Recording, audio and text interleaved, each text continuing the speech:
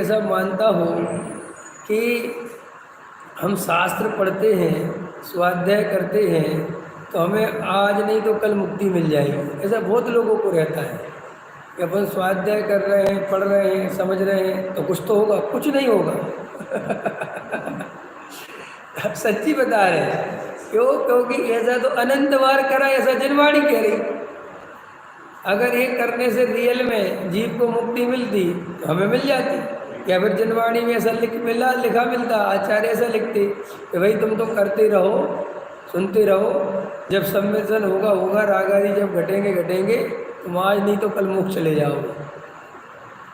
और तुम्हें झूठा दिलासा चाहिए हो, झूठी प्रशंसा चाहिए हो, तो भैया वो तो ऐसे बहुत से धूर्त पंडित हैं, विद्वान हैं, संत साधु हैं कि वो आपको कहते रहते कि तुम तो हमारी सेवा करते रहो, जनवाणी सुनते रहो, मंदिर पूजा पाठ करते रहो, मुक्ति हो जाएगी।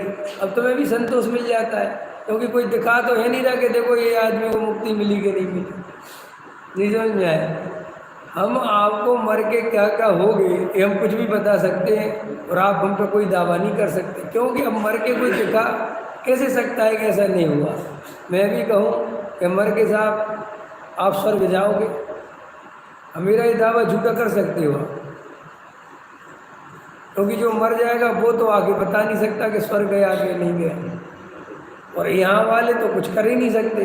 तो बस इसलिए भगवान के नाम पर, स्वर्ग के नाम पर, नरक के नाम पर, भूत प्रेत के नाम पर चाहे जितनी गप्प मारो, चाहे जितना झूठ भरे फैलाओ, कुछ भी पता नहीं हो तुम कुछ भी बोलो, सब चलेगा। क्यों? क्योंकि उसको अप्रमाणिक सिद्ध करने के लिए कोई प्रमाण नहीं है। नरक में जो बिल हैं वो ऐसे ऐसे है, कढ़ाई में तले जाओगे, तले जाओगे, वो तले जाओगे, वहाँ पे भी कढ़ाई है, कुल मिला के है, तलने के लिए कढ़ाई है वहाँ पे, वहाँ कुछ और नहीं है। नहीं नहीं, कढ़ाई, क्योंकि अब तुम्हारी भाषा कढ़ाई की है तो कढ़ाई लिखा है।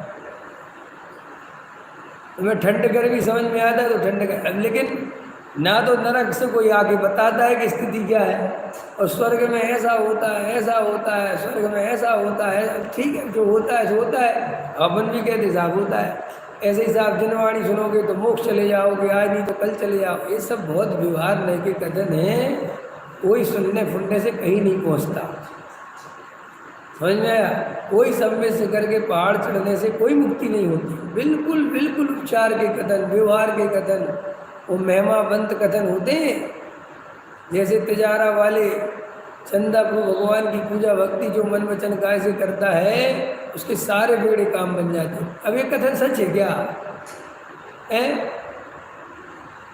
तो हाँ, व्यवहार, उपचार, झूठ, तो क्या करें? अब तिजारा की महिमा दिखानी है तो क्या करें, कैसे दिखाएं?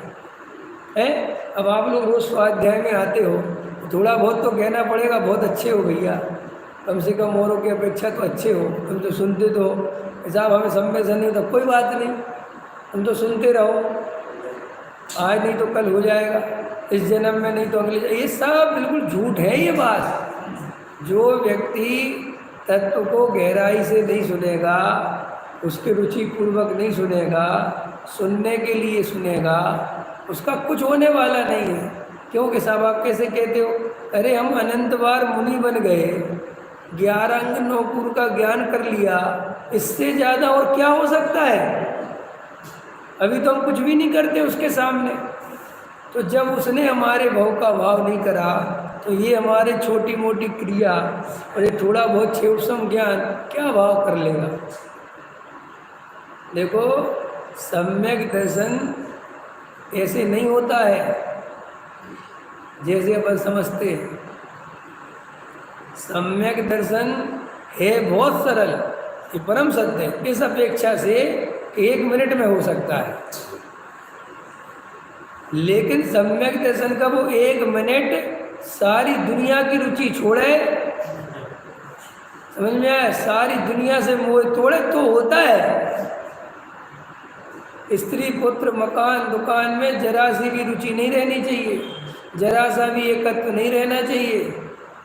नहीं साहब, वो सम्यक दृष्टि को राग तो रहता है, अरे राग अलग है, एकत्व अलग है, वही तो भेद नहीं समझते अपन।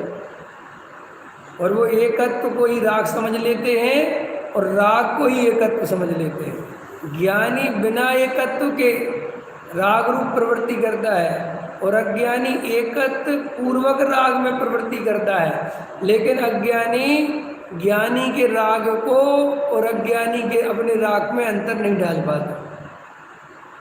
हम क्या कहते हैं, देखो भरत जी 6 खंड जीतने गए, उनको भी तो राग था और हमें भी दुकान चलाने का राग है। अरे राई पहाड़ का अंतर है तुम्हारे राग में और उनके राग में। उनका राग ऐसा है कि वो 1 मिनट में ही खत्म हो जाए और साधु बन जाए, मुनि बन जाए। समझ में आया? और आखिर बन ही जाते हैं ना है। और हमारा राग कैसा है, 20 साल सुनते रहते हैं लेकिन एक दिन भी नहीं टूटता और है जोर बना रहता है राग का। और उनका तो देखो अभी इतना चल रहा है और 1 सेकंड में बैराग गा गया, निकल जाते, क्योंकि अंदर दृष्टि है गायक की। सम्यक दृष्टि का राग और मिथ्या दृष्टि के राग में ये भी अंतर है। सम्यक दृष्टि का राग 1 सेकंड में कब टूट जाएगा पता नहीं चलेगा, और मिथ्या दृष्टि साधु भी बन जाए राग तोड़ने के लिए तो भी उसका राग नहीं टूटता, क्योंकि राग का जोड़ उसका एकत्व के साथ है। इसलिए लोग साधु बन जाते हैं लेकिन एकत्व नहीं टूटता। पर पदार्थों में सुख बुद्धि नहीं टूटती, मान कसाय नहीं टूटती, पूजने में मजा आता है, क्योंकि सम्यक दर्शन के बिना बाहर में कितने जीव बदलने की कोशिश करे बदल नहीं सकता। तो ये जो लोरियां हैं, व्यवहार नय के कथन हैं, इनसे बहुत प्रसन्न नहीं होना कि हम तो बहुत जनवाणी सुनते हैं, अब हमें ज़्यादा राग नहीं है, हमारी तो नहीं, ऐसे नहीं चलेगा। देखो यहाँ टोडामल जी साहब कह रहे हैं कि तुम्हें तत्वों का श्रद्धान है कि नहीं, पहले ये बताओ। तुम्हारे राग आदि घटाए कि नहीं घटाए बताओ। तुम्हारे राग आदि मिटाने का प्रयोजन है कि नहीं, राग आदि बढ़ाने का प्रयोजन है। राग आदि घटाने का प्रयोजन है अपना कि राग आदि बढ़ाने का? बोलो, ये मंदिर बनवाते हैं तो राग आदि घटाने के लिए कि बढ़ाने के लिए? ये बोलो, घटाने के लिए। तो आज तक कितनों के घट गए मंदिर बनने से कि बढ़ गए? बोलो, मोक्षों के मंदिर बनते ना तो ये राग आदि घटते होंगे कि बढ़ते होंगे? हम पहले पंचायती मंदिर में जाते थे, हाँ हाँ, पक्ष खड़ा हो जाता कि नहीं, पंथ संप्रदाय खड़े होते कि नहीं होते? तो तुम्हारे राग आदि मिटाने के प्रयोजन रहे कहाँ? पंचायती मंदिर में जाते थे शांति से, लेना एक न लेना तो बढ़िया भगवान की पूजन करते थे, दर्शन करते थे, भक्ति करते थे, घर आ जाते थे। लेकिन कसाय हो गई, नहीं हम अपना बनाएंगे, हमें आए ढंग से स्वाध्याय नहीं करने देते। ठीक है भाई, अच्छी बात है कि हम काय के लिए बना रहे, हम अपना खुद का स्वाध्याय करेंगे, शांति से करेंगे, कोई लेना नहीं कोई देना नहीं, समझा? बन गया मंदिर। तो मैंने जो शांति से स्वाध्याय करने वाले हल्ला मचाए थे वे ही गायब हो गए। पता चला जिनने ये मंदिर बनाया था वे गायब ही है सारे के सारे। तो क्यों भैया, तुमने क्यों बनाया था? राग आदि घटाने के लिए। तो घटे के क्या हुआ कि और कई गुना बढ़ गए कि अब मेरा मंदिर बड़ा, हमारे मंदिर में कार्यक्रम होना चाहिए, बड़ा विद्वान आना चाहिए, भीड़ आना चाहिए। तो तुमने ये भीड़ के लिए मंदिर बनाया था, बड़े विद्वान के लिए मंदिर बनाया था, काय के लिए बनाया था?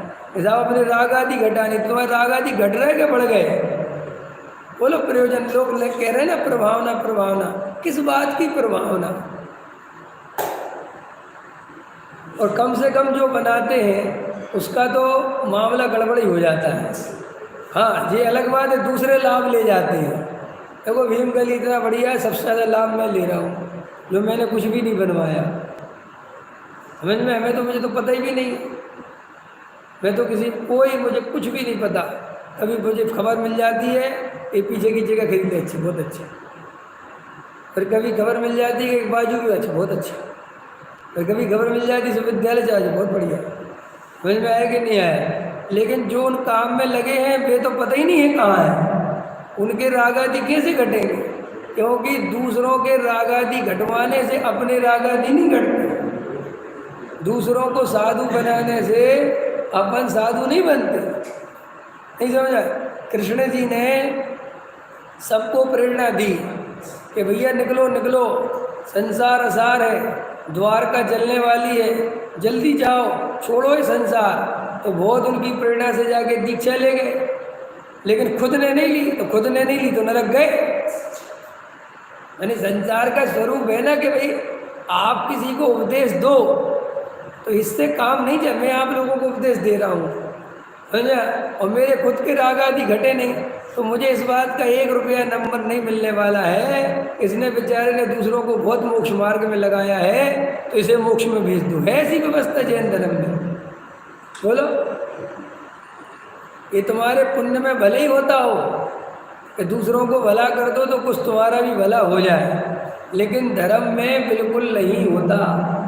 यहाँ तो नकुल और सहदेव राग आया तो बस रुक जाओ। हिसाब में तो बहुत बढ़िया राग आया, साधर्मी के प्रति आया, कुछ नहीं चलेगा, यहाँ रुकना पड़ेगा। क्यों किया तुमने राग? ये राग अपराध है। हिसाब मैंने मंदिर बनवाया सब साधर्मियों के, अच्छा बनवाया, कोई दिक्कत नहीं है, लेकिन इससे सम्यक दर्शन नहीं हो सकता।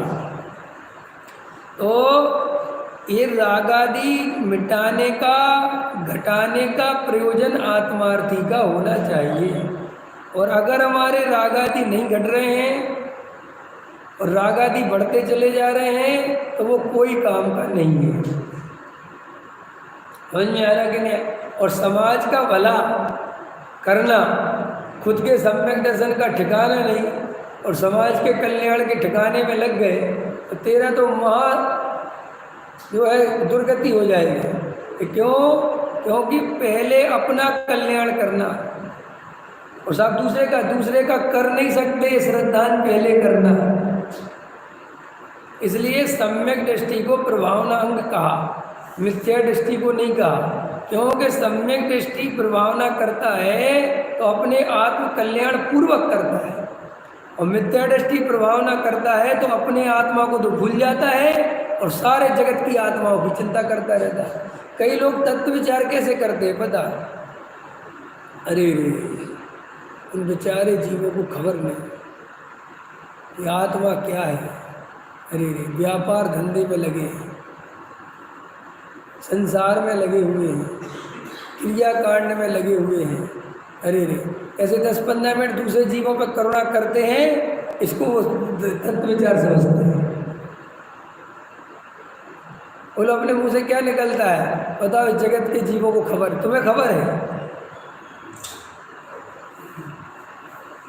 हमने जरा सा शास्त्रों से आत्मा समझ लिया तो तुम ये समझते हो कि हमें खबर पड़ गई। अनुभव के बिना, भाव भाषण के बिना काय की खबर? नहीं समझ में आया? पता हमारी तुम्हारी कहानी कैसी है? एक आदमी अमेरिका के बारे में बिल्कुल नहीं जानता, उसे पता ही नहीं कि अमेरिका है कहाँ, और तुमने अखबार से पढ़ के पता कर लिया कि अमेरिका है, बस तुम इससे ज्ञानी हो गए, तो वो अमेरिका जानने लगी है।